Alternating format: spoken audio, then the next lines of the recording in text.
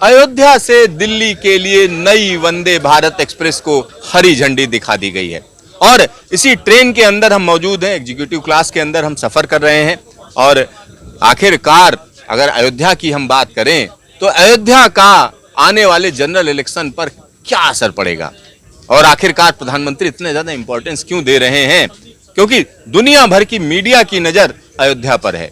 क्योंकि अयोध्या में राम मंदिर का निर्माण पूरा हो रहा है, गर्भगृह में मूर्ति स्थापित होनी है, उसकी पूजा होनी है, ये सारे कार्यक्रम होने हैं। और आज की अगर हम बात करें तो अयोध्या में जिस तरीके का रोड शो हुआ, जिस तरीके की पब्लिक उमड़ी, आखिरकार क्या मैसेज जा रहा है, किया क्या जा रहा है, इन सारी चीजों पर बातचीत करने के लिए हमारे साथ सीनियर जर्नलिस्ट हैं। आइए सीधा उन्हीं से बात करते हैं। हमारे साथ विनोद जी हैं और हमारे साथ सचिन जी हैं और हमारे साथ दीपक जी हैं, जो लंबे समय से राजनीति पर नजर रखते रहे हैं, उसको रिपोर्ट करते रहे हैं। साथ ही साथ रेलवे की अगर हम बात करें तो रेलवे के लिए हम कह सकते हैं कि लंबे समय से रिपोर्टिंग करते रहे हैं। तो इन सारी चीजों पर आइए सीधा बात करते हैं। सबसे पहले विनोद श्रीवास्तव जी से बात करते हैं, आइए उन्हीं से पूछते हैं। विनोद जी, जब हम अयोध्या की बात करते हैं तो अयोध्या में आपने वो दौर भी देखा जब कहीं ना कहीं विवादित ढांचा तोड़ा गया और एक ऐसा माहौल बना लगा अब किधर जा रहा है देश, और आज का जो दिन है अगर हम उसकी बात करें तो दोनों में क्या फर्क आप देख रहे हैं? देखिए, बहुत बदली हुई अयोध्या है आज के दौर में। और जहाँ तक आज का सवाल है, मोदी जी के यहाँ आने का सवाल है, तो मोदी जी हमेशा जनमानस को एकदम टटोलते हैं, उसके साथ बिल्कुल जुड़ते हैं। और आज का जो माहौल है वो मुझे लगता है कि ये जो लोकतंत्र की अगली परीक्षा आने वाली है, अगली घड़ी जो आने वाली है, जो आगामी 2024 का चुनाव आने वाला है, ये इसकी आगाज यहाँ से मानते हैं। तो यहाँ पर 2024 की तैयारी शुरू हो गई है, ये कहा जा सकता है। सचिन जी से बात करते हैं। सचिन जी, अगर हम आज की बात करें तो अमृत भारत ट्रेन, अभी तक तो वंदे भारत हो रहा था, अब अमृत भारत, तो ये कौन सा अमृत मंथन हो गया कि अमृत भारत आ गई और इसका क्या असर पड़ेगा? राजनीति में अमृत जो होता है वो वोट होता है, जनता का वोट। अमृत भारत एक ऐसी ट्रेन है जो वो अमृत निकाल कर लाएगी। माने गरीब जो आबादी है, बहुत मध्यम वर्ग की, जो निम्न मध्यम वर्ग की आबादी है, जो रोजगार के लिए अपना गांव छोड़कर पता नहीं कहाँ कहाँ किन किन महानगरों में जाकर के रोजगार करने के लिए जाते हैं, या और भी छोटे मोटे काम के लिए, इलाज कराने के लिए गांव देहात का गरीब आदमी जाता है, उनके लिए वंदे भारत, ये जो अमृत भारत है, ये वंदे भारत से कहीं ज़्यादा महत्वपूर्ण एक पहल की है प्रधानमंत्री नरेंद्र मोदी ने। ये उनके लिए ये गरीबों की राजधानी एक्सप्रेस है। अगर आप इसको गरीबों की राजधानी एक्सप्रेस कहें तो कतई गलत नहीं होगा। और ये एक बहुत बड़ी पहल है और ये निश्चित रूप से जो आम जनमानस के बीच में रेलवे के माध्यम से जो प्रभाव पड़ता है, इसका बड़ा गहरा इम्पैक्ट होने वाला है। गरीबों की राजधानी, वाकई एक नया टर्म दिया है सचिन जी ने। गरीबों की राजधानी चल गई। और यहाँ पर अगर हम बात देश की करें तो देश में देखिए किस तरीके के बदलाव चल रहे हैं। और यहाँ पर जब नई नवेली ट्रेन के अंदर आप आएंगे तो आपका स्वागत गुलाब से किया जाएगा। तो देखिए, तो यहाँ पर आप समझिए गुलाब से स्वागत हो रहा है। हमारे जो साथी लोग हैं वो कहीं ना कहीं उनके चेहरे पे मुस्कान आ रही है। और सबसे बड़ी बात यह है कि आज से अगर हम 10 साल पहले की बात करते हैं तो इस तरीके की चीजों को सोचना भी थोड़ा मुश्किल हो रहा था। लग रहा था रेलवे कहाँ जा रही है, और रेलवे की जो एक अच्छी कमाई होती थी, जल्दी से आप जो है भंगार बेच दो, उस टाइप की चीजें चल रही थी। गरीब रथ टाइप के जो है रथ चल रहे थे।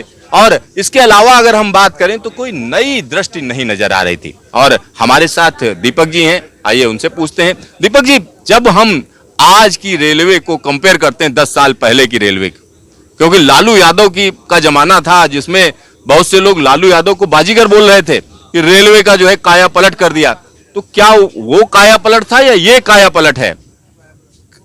शायद शुरुआत वहाँ से हुआ था, सोच का शुरुआत हुआ था।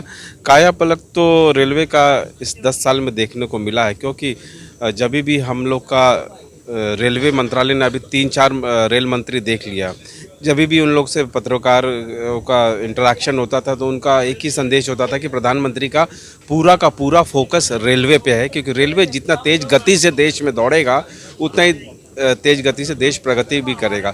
अगर हम वाजपेयी इरा से कंपेयर करें तो वाजपेयी जी का था कि हम सड़क निर्माण में पूरा, तो वाजपेयी जी का वो इरा था। मोदी जी का अब इरा है कि ट्रेन ट्रेन ट्रेन, जितना फास्ट हम मूव करेंगे उतना ही फास्ट हम ग्रो भी करेंगे। और इंडिया आपको पता ही है कि अब 3 ट्रिलियन इकोनॉमी के तरफ पहुंचने वाला है ना। बायोफ्यूल से हम मूव करके अब इलेक्ट्रिक फ्यूल्स वगैरह पे जा रहे हैं, इसीलिए इस तरह की ट्रेन्स की अब ज़रूरत पड़ गई है। और fast moving trains is the future of the prospect growth of the country. आप समझिए, रफ्तार का जमाना है और तेज रफ्तार की तरफ देश तेज रफ्तार से चलेगा तभी पहुंच पाएगा, ये कहा जा रहा है। और चलिए विनोद जी से पूछते हैं। विनोद जी, जब हम बात रेलवे की करते हैं, खासतौर पर अश्विनी वैष्णव का अगर आकलन करना हो, क्योंकि एक बड़ा एक्सीडेंट भी हुआ, बालासोर, सब लोगों को था कि इतना शोर मच गया अब इनको इस्तीफा देना पड़ेगा, फिर उसके बाद और भी चीजें हुई, लेकिन उन सब के बावजूद अश्विनी वैष्णव टिके हुए हैं, अपने काम में लगे हुए हैं। उसके बाद मध्य प्रदेश में भी भेज दिया गया, मध्य प्रदेश में भी जिता कर ले आए। क्या कहेंगे अश्विनी वैष्णव जी के लिए? वैष्णव जी के लिए तो कहना बस इतना ही है कि जो बालासोर की दुर्घटना थी उन्होंने उनको मर्म समझा। जब एक्सीडेंट साइट पे पहले दिन पहुंचे थे तो उन्होंने समझ लिया था कि ये मानवीय भूल है या छेड़छाड़ है। तो छेड़छाड़ को उन्होंने समझा था कि छेड़छाड़ है, तो इसमें उनको दुख भी था इस घटना का, लेकिन उन्होंने उसी दिन तय कर लिया था कि दोषियों को छोड़ूंगा नहीं। तो उनकी ये सोच और प्रधानमंत्री के विजन दोनों को अगर कनेक्ट करेंगे तो उनका सीधा सिद्धांत ये है कि डेवलपमेंट की ओर जाना है, सफ़र को इतना आसान करना है कि लोगों को जल्दी टिकट मिले, जल्दी यात्रा पूरी हो, और इस पर काफ़ी कुछ तक सफलता मिल चुकी है। काफी सफलता मिलती हुई नजर आ रही है।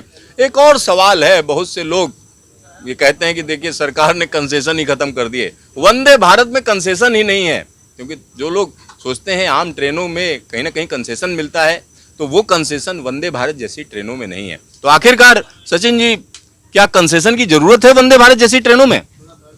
देखिए, ऐसा है कि भारत का जो जनमानस है उसको बेहतर सुविधा चाहिए, उसको तेज रफ्तार से अपने गंतव्य तक पहुंचने की एक सुविधा चाहिए, और जो यात्रा है वो आरामदायक और सुविधाजनक हो। और इसके बाद में वो जो जिस सेवा को वो ग्रहण करता है उसका वो वाजिब कीमत देना चाहता है, ज़्यादा कीमत नहीं देना चाहता है। रेलवे अगर बाकी किराए के ऊपर सामान्य तौर पर अगर नियंत्रण रखता है और जिस सुविधा के हिसाब से उतना किराया अगर देता है तो उसको छूट की कोई ज़रूरत नहीं है। ऐसा देश का जनमानस है, उसको मोदी जी ने भी पढ़ा है और रेल मंत्री जी ने भी पढ़ा है। मतलब कंसेशन का जमाना बीत गया, सचिन जी का ये मानना है। लेकिन तमाम लोग इससे सहमत होंगे, तमाम लोग सहमत नहीं होंगे, क्योंकि देश का एक बड़ा हिस्सा ऐसा है जो पैसा खर्च नहीं कर सकता है। वो 5 किलो चावल पर जो है सरकारें डिसाइड हो जाती हैं, तो कहीं ना कहीं उसके लिए भी सोचना सरकार का फर्ज बनता है। और हर एक व्यक्ति का अलग मंतव्य हो सकता है। दीपक जी, अगर हम बात करें इस पूरे के पूरे दौर की, खास तौर पर अयोध्या में जिस तरीके का रोड शो हुआ और उसके बाद ट्रेनें जो है 6 ट्रेनें वंदे भारत और 2 अमृत भारत ट्रेनें लॉन्च की गई, एक बड़ा मैसेज देने की कोशिश की गई, तो क्या मैसेज दिया गया और कितना मैसेज लोगों तक पहुंचा? देखिए, ये मैसेज तो अभी शुरुआत है, और जब तक कि चुनाव का घोषणा नहीं हो जाता है इस तरह की और भी ट्रेनें का उद्घाटन होते रहेगा। और प्रधानमंत्री जी द्वारा नए नए प्रोजेक्ट्स तो परोसा ही जाएगा, क्योंकि उनका अब सीधा सा टारगेट है, एक तो राम मंदिर और ऊपर से 2024 का चुनाव जीतना। तो यहाँ आप समझिए, ये जो रेलगाड़ियां चल रही हैं, इनको आप ऐसा मत समझिए कि रेलगाड़ियां चल रही हैं चलती रहेंगी, नहीं, ऐसा नहीं है। क्योंकि इसके पीछे एक पूरी प्लानिंग है कि कब किस चीज को लॉन्च किया जाना है, कब कितना जो है इसका मैनेजमेंट किया जाना है, मीडिया में कितना जाना है, ये सारा का सारा चीजें मैनेज की जा रही हैं। और यहाँ पर एक और चीज मैं आपको बता दूं, कहीं ना कहीं लोगों की जो आकांक्षा है वो यही है कि देश विकसित बने, विकसित भारत हो, और हर एक व्यक्ति चाहता है कि अपना देश अव्वल हो, सुपर पावर की तरफ बढ़े। तो वो कोशिश कहीं ना कहीं नजर आ रही है। कैमरामैन शकील अहमद के साथ सिद्धार्थ, न्यूज स्टेशन, नई वंदे भारत एक्सप्रेस ट्रेन।